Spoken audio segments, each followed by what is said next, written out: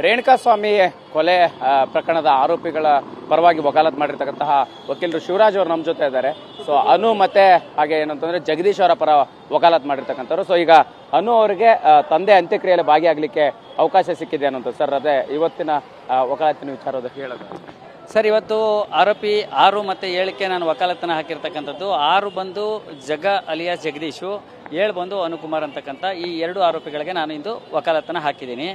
ಇದರಲ್ಲಿ accused number 7ರ ತಂದೆ ತೀರ್ಕೊಂಡಿರೋದ್ರಿಂದ ಆ ಆರೋಪಿ ಅವರ ತಂದೆ ಅಂತ್ಯಕ್ರಿಯೆಯಲ್ಲಿ ಭಾಗವಹಿಸಬೇಕು ಅಂತಕ್ಕಂಥದ್ದನ್ನು ನಾನು ನ್ಯಾಯಾಲಯದಲ್ಲಿ ಕೇಳಿದೆ. ನ್ಯಾಯಾಲಯ ಅದಕ್ಕೆ ಒಂದು ಅವಕಾಶವನ್ನು ಕೊಟ್ಟಿರ್ತಕ್ಕಂಥದ್ದು ಇದೆ.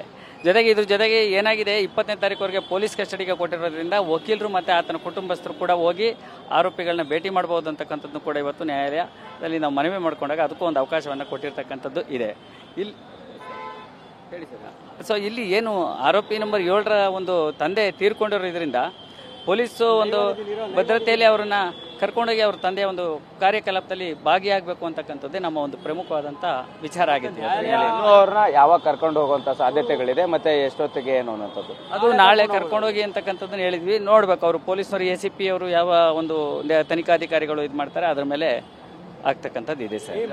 ಆರೋಪಿಗಳನ್ನ ಪೊಲೀಸ್ ಕಸ್ಟಡಿಗೆ ಪಡೆದಿರ್ತಕ್ಕಂಥದ್ದು ಸರ್. ಮತ್ತೆ ನಮಗೆ ವಕೀಲರನ್ನು ಭೇಟಿ ಮಾಡಲಿಕ್ಕೆ ಬೆಳಗ್ಗೆ 8ರಿಂದ ರಾತ್ರಿ 8ವರೆಗೂ ಅನುಮತಿ ಕೊಟ್ಟಿದ್ದಾರೆ. ಈ ಮಧ್ಯೆ ಈ 20ನೇ ತಾರೀಕುವರೆಗೂ ಪೊಲೀಸ್ ಕಸ್ಟಡಿಗೆ ಕೊಟ್ಟಿರ್ತಕ್ಕಂಥದ್ದು ಇದೆ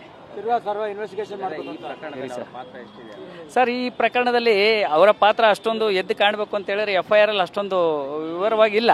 ಸೊ ಆರೋಪಿಗಳು ಇದರಲ್ಲಿ ಅಷ್ಟು ನನ್ನ ಮಟ್ಟಿಗೆ ನಾನು ಏನು ಇವತ್ತು ಒಂದು ಈ FIR ರಿಮಾಂಡ್ ಅಪ್ಲಿಕೇಶನ್ ಪರವಾಗಿ ನೋಡುವಾಗ ಅಷ್ಟೊಂದು ಎದ್ದು ಕಾಣಿಸ್ತಿಲ್ಲ.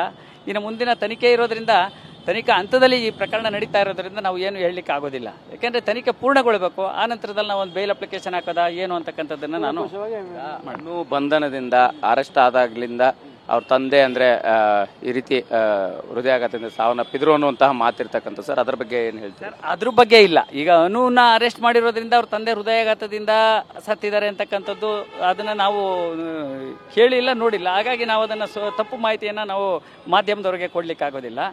ಅವ್ರ ತಂದೆ ಸತ್ತಿದ್ದಾರೆ ಅನ್ನೋದು ವಿಚಾರ ಗೊತ್ತಾದ ಮೇಲೆ ನಾವು ಅವ್ರಿಗೆ ಒಂದು ಅವಕಾಶವನ್ನು ಕೊಟ್ಟಿದ್ದೀವಿ ಭಾಗವಹಿಸಲಿಕ್ಕೆ. Thank you sir.